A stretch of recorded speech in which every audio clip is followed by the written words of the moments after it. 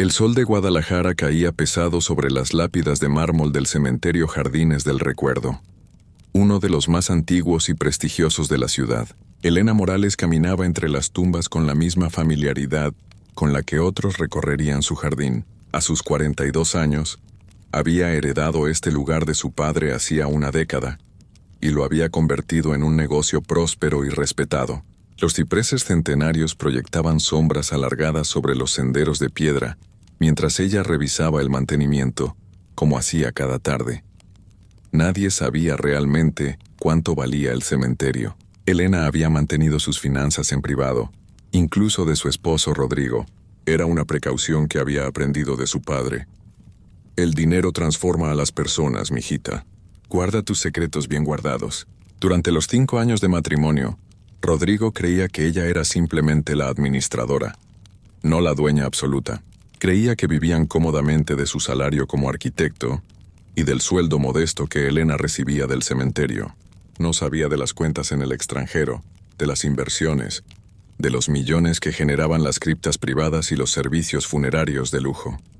Aquella noche de octubre, Elena llegó a su casa en Chapalita, un elegante vecindario de Guadalajara.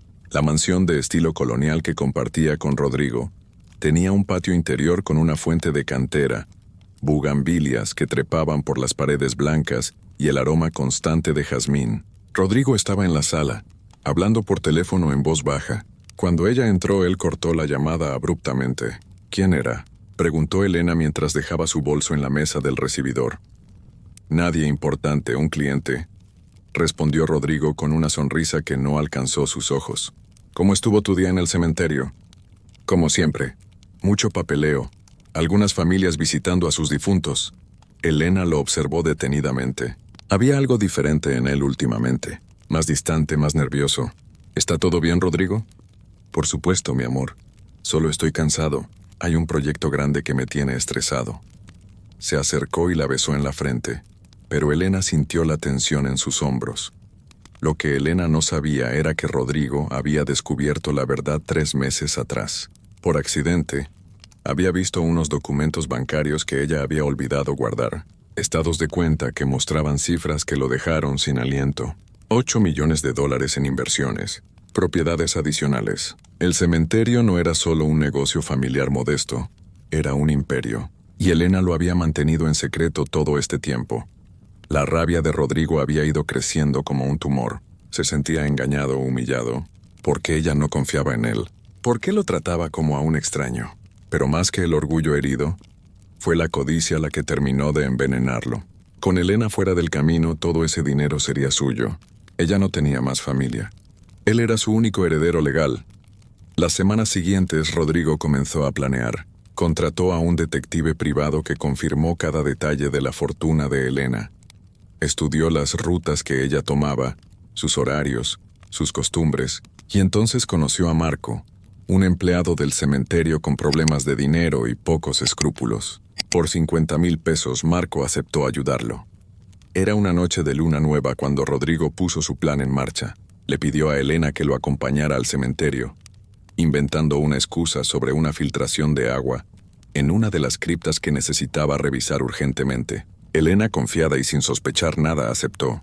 Condujeron en silencio por las calles oscuras de Guadalajara hasta llegar a los portones de hierro forjado del cementerio. Las farolas proyectaban una luz amarillenta sobre las lápidas. ¿Dónde está exactamente la filtración?, preguntó Elena mientras caminaban por los senderos desiertos. El aire olía a tierra húmeda y flores marchitas. A lo lejos un perro aullaba. En la sección antigua, cerca del mausoleo de los Fernández, respondió Rodrigo. Su voz sonaba extraña, tensa. Elena comenzó a sentir un escalofrío que no tenía nada que ver con el frío de la noche. Cuando llegaron a una zona apartada del cementerio, donde los árboles eran más densos y las lámparas no llegaban, Elena vio a Marco esperando junto a una tumba recién cavada. Su corazón comenzó a latir violentamente. «Rodrigo, ¿qué está pasando?». Se volteó hacia su esposo, pero la expresión en su rostro le dijo todo lo que necesitaba saber. No había amor ahí, solo frialdad calculada. «Lo siento, Elena. Debiste confiar en mí», dijo Rodrigo mientras Marco se acercaba por detrás. Elena intentó correr, pero Marco fue más rápido. La agarró con fuerza brutal mientras ella gritaba, pero el cementerio estaba demasiado alejado de cualquier casa. Nadie podía escucharla. Sintió un pinchazo en el cuello, una aguja inyectando algo en su torrente sanguíneo. Sus piernas se debilitaron, su visión se nubló. «No me mates, Rodrigo, por favor», suplicó Elena mientras caía al suelo. «Podemos hablar, podemos arreglar esto». «Ya es muy tarde para hablar», respondió él. Su voz era apenas un susurro. «Debiste ser honesta conmigo desde el principio. Ahora todo ese dinero que escondiste será mío». Lo último que Elena vio antes de perder la conciencia fue el rostro de Rodrigo mirándola sin compasión y las estrellas frías brillando en el cielo mexicano sobre su cabeza. Cuando despertó, la oscuridad era absoluta. Elena no podía ver nada, ni un rayo de luz. El aire era pesado, viciado, difícil de respirar. Intentó moverse y sus manos chocaron contra madera a centímetros de su rostro. Pánico puro la invadió cuando comprendió dónde estaba. Dentro de un ataúd, enterrada viva. Comenzó a gritar y a golpear la tapa con los puños, astillas clavándose en su piel. «¡Ayuda! Alguien, por favor». Su voz sonaba ahogada, tragada por la tierra. Podía escuchar su propia respiración acelerada, sintiendo cómo el poco oxígeno que quedaba se iba consumiendo con cada exhalación desesperada. El terror era como un animal vivo devorándola desde adentro. Pero entonces, entre el pánico, algo en su mente se activó, una memoria. Hacía 2 años, después de leer sobre accidentes en cementerios, Elena había ordenado la instalación de un sistema de emergencia en todas las tumbas nuevas del cementerio. Tubos de ventilación ocultos y palancas de escape internas. Era una medida de seguridad poco común, pero que ella había insistido en implementar. Y esta tumba, si estaba en la sección nueva como sospechaba, debería tener ese sistema. Con manos temblorosas, Elena comenzó a palpar las paredes internas del ataúd. Sus dedos encontraron el borde de una pequeña palanca en la esquina inferior derecha. La jaló con todas sus fuerzas y escuchó un clic. Un panel lateral del ataúd se deslizó, revelando un estrecho tubo de metal. No era grande, pero permitía que entrara aire fresco. Elena respiró profundamente, llenando sus pulmones, calmando el pánico lo suficiente para pensar con claridad. El sistema también incluía un pequeño compartimento de emergencia. Lo abrió y encontró lo que esperaba. Una linterna pequeña, una botella de agua y, lo más importante, un teléfono satelital de emergencia. Con dedos torpes por la adrenalina, Elena lo encendió. La pantalla brilló en la oscuridad del ataúd. Una luz azul que le pareció la cosa más hermosa que había visto en su vida. Pero, ¿a quién llamar? No a la policía, no todavía. Rodrigo probablemente ya había construido una coartada. Necesitaba pensar esto cuidadosamente. Entonces recordó a Sofía, su mejor amiga desde la infancia, la única persona en quien confiaba completamente. Sofía era abogada, inteligente y discreta. Marcó su número con manos temblorosas. «Bueno», la voz de Sofía sonaba somnolienta. Eran las 3 de la mañana. «Sofía, soy yo, Elena», susurró, su voz quebrándose. «Necesito que escuches con mucha atención y que no hagas ninguna pregunta todavía. Estoy enterrada viva en mi propio cementerio. Rodrigo intentó matarme». Hubo un silencio de shock. Luego Sofía respondió con voz firme. «Dime exactamente dónde estás». Elena le dio las coordenadas de la sección del cementerio. Describió los árboles cercanos y los monumentos que recordaba. «Pero Sofía, no llames a la policía todavía. Rodrigo es inteligente, habrá cubierto sus huellas. Necesito que vengas discretamente, me saques de aquí y luego planeemos cómo manejarlo. Voy para allá. Aguanta, amiga. Te sacaré de ahí». Las siguientes 2 horas fueron las más largas de la vida de Elena. Acostada en esa caja de madera, a 2 metros bajo tierra, tuvo tiempo para pensar en todo, en las señales que había ignorado, en cómo Rodrigo había cambiado sutilmente después de que se casaron, en las veces que había intentado preguntarle sobre sus finanzas y ella había evadido el tema. Quizás había sido demasiado precavida, pero eso no justificaba esto. Nada justificaba esto. Cuando finalmente escuchó el sonido de una pala rompiendo la tierra sobre su cabeza, Elena lloró de alivio. La luz de una linterna penetró las grietas, y luego el ataúd se abrió. El rostro preocupado de Sofía apareció, con lágrimas corriendo por sus mejillas. «Dios mío, Elena». Sofía la ayudó a salir. sosteniéndola porque sus piernas apenas podían sostenerla, después de horas en esa posición. El aire fresco de la madrugada nunca había sabido tan dulce. Elena se dejó caer sobre la hierba, aspirando profundamente, sintiendo la tierra fría bajo sus manos. Estaba viva. Sofía había traído agua, una manta y ropa limpia. En el auto, mientras Elena se limpiaba la tierra de la cara y el cabello, Sofía manejó hacia su departamento en el centro de Guadalajara, revisando constantemente el espejo retrovisor para asegurarse de que nadie la siguiera. «Tenemos que denunciarlo», dijo Sofía mientras preparaba café en su cocina. El sol comenzaba a salir, pintando el cielo de naranja y rosa. «Intento de asesinato, Elena. Ese hombre tiene que ir a prisión». «Lo sé», respondió Elena. Su voz era más firme ahora. «Pero primero necesito entender todo el alcance de su plan. Si voy directamente a la policía, él podría destruir evidencia o huir. Necesito ser más inteligente que él». Durante los siguientes 3 días, Elena se escondió en el departamento de Sofía mientras investigaba. Usando su computadora, accedió a todas las cuentas del cementerio, a las cámaras de seguridad, a los registros financieros. Y lo que descubrió fue peor de lo que imaginaba. Rodrigo no solo había planeado matarla, había estado robándole durante meses. Usando su acceso a algunos de los documentos de la casa, había forjado su firma y transferido dinero a cuentas fantasma. $300,000 ya habían desaparecido.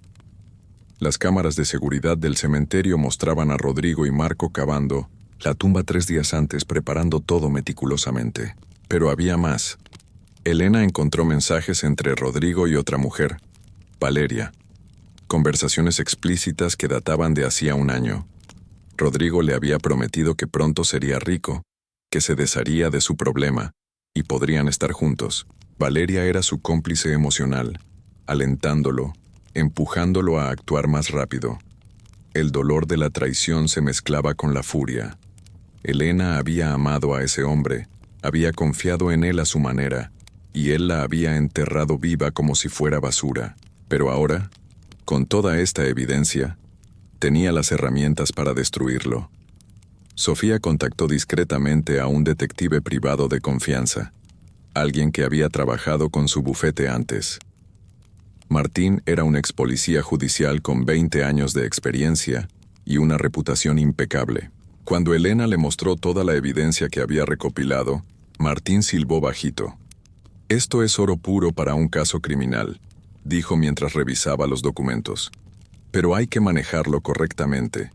Si Rodrigo sospecha que estás viva, podría huir o peor, intentarlo de nuevo». Elena asintió. «Por eso necesito que esto se haga perfecto. Quiero que se pudra en prisión por lo que me hizo». El plan que desarrollaron era simple pero efectivo. Elena permanecería muerta oficialmente. Martín reuniría más evidencia, testimonios del empleado Marco que seguramente hablaría con un poco de presión, y construirían un caso hermético. Mientras tanto, Elena prepararía su regreso estratégicamente. Rodrigo, ajeno a todo, estaba procediendo con su plan exactamente como Elena predijo. 2 días después de su intento de asesinato, reportó a Elena como desaparecida. Actuó el papel del esposo preocupado perfectamente, dando entrevistas lacrimosas a los medios locales. «Mi esposa salió a caminar al cementerio como siempre hace, pero nunca regresó. Estoy desesperado». Elena veía las noticias desde el departamento de Sofía, sintiendo náuseas al ver su rostro fingiendo preocupación. Las autoridades comenzaron una búsqueda. Rastrearon su teléfono personal, que Rodrigo había dejado estratégicamente en el cementerio para confundir la investigación. Patrullas peinaron la zona. 1 semana después, con Martín orquestando cuidadosamente cada movimiento, un trabajador, anónimo del cementerio, llamó a la policía reportando algo sospechoso. Los llevó directamente a la tumba donde Elena había sido enterrada. La desenterraron. Encontraron el ataúd vacío con signos de haber sido abierto desde adentro gracias al sistema de emergencia. Los investigadores quedaron desconcertados, pero asumieron que Elena había escapado. y posiblemente estaba herida en algún lugar del cementerio o sus alrededores. Rodrigo, cuando fue informado, palideció. Elena podía imaginarlo preguntándose cómo era posible, cómo había salido, pero mantuvo su actuación, incrementando sus súplicas públicas por su regreso. Mientras tanto, Martín había estado trabajando en Marco.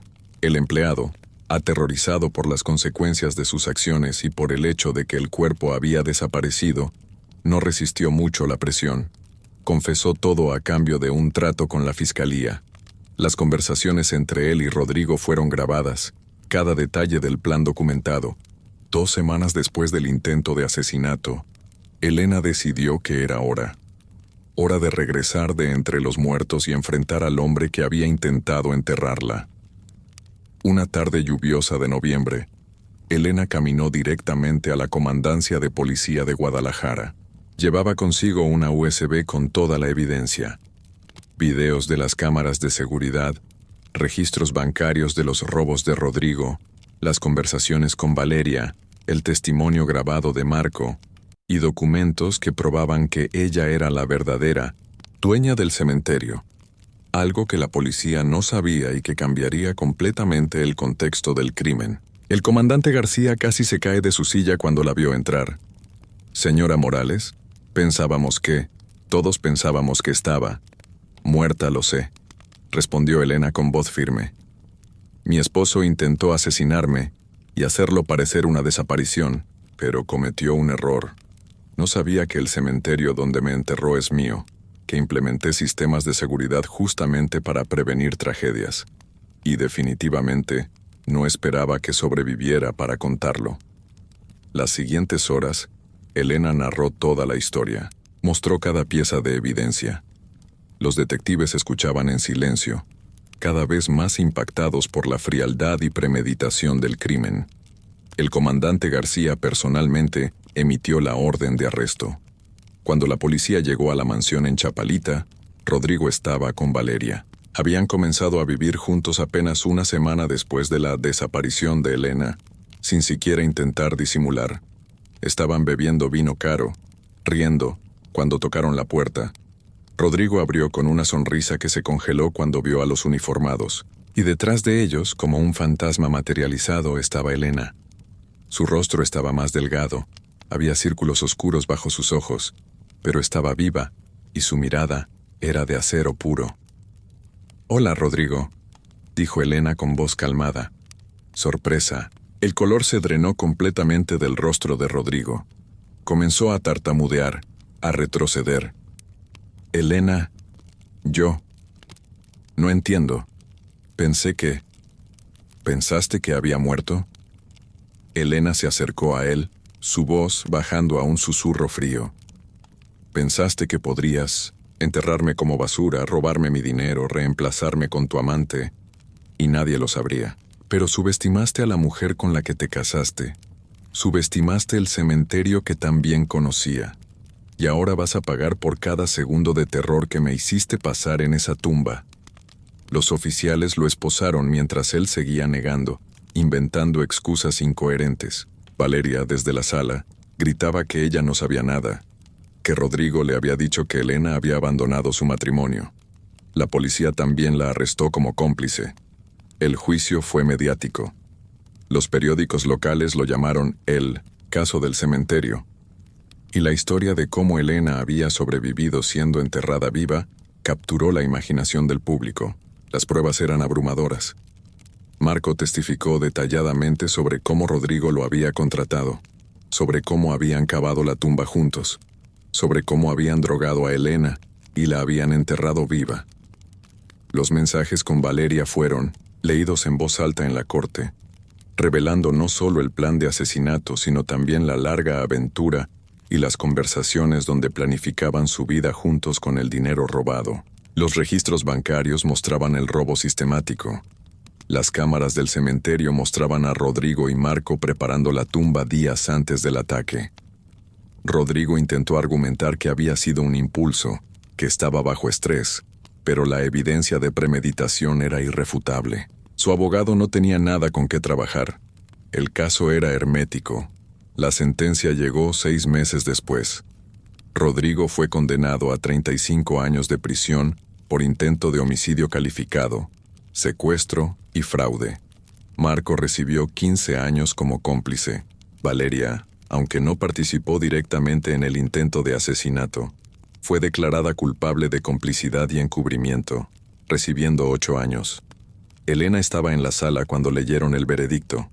Vio a Rodrigo derrumbarse, llorando, suplicando perdón que nunca recibiría. No sintió nada excepto una sensación de cierre. Este hombre había intentado robarle no solo su dinero, sino su vida misma.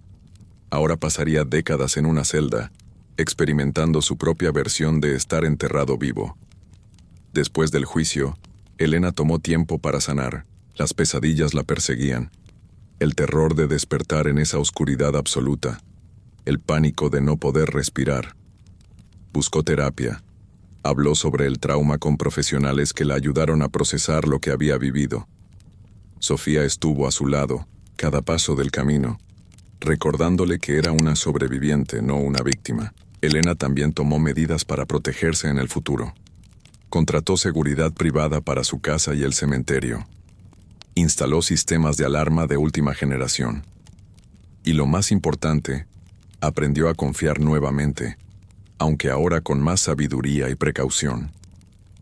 El cementerio Jardines del Recuerdo siguió operando bajo su dirección, ahora con renovado respeto de la comunidad. La historia de su supervivencia se convirtió en leyenda local, y aunque Elena prefería no hablar públicamente del tema, su fuerza inspiró a muchos. Varias organizaciones la invitaron a dar charlas sobre violencia doméstica y señales de abuso financiero, y ella aceptó, convirtiendo su trauma en una herramienta para ayudar a otros. Un año después del intento de asesinato, Elena estaba de pie frente a la tumba donde había sido enterrada. La había mandado llenar y sobre ella colocó una placa sencilla que decía: «Aquí yace el miedo. Ya no tiene poder sobre mí». Era su forma de cerrar ese capítulo, de transformar el lugar de su casi muerte en un símbolo de renacimiento. Mientras el sol se ponía sobre Guadalajara, pintando el cielo de tonos dorados y púrpuras, Elena caminó entre las tumbas del cementerio con pasos seguros. Ya no le tenía miedo a este lugar. Ya no le tenía miedo a nada. Había estado en lo más profundo de la oscuridad y había encontrado la forma de salir. Había sido traicionada por el hombre que juró amarla y había sobrevivido para verlo enfrentar justicia. Su historia no era de victimización, sino de resiliencia, de una mujer que se negó a ser enterrada, literal y metafóricamente, por las acciones de un hombre codicioso y cruel.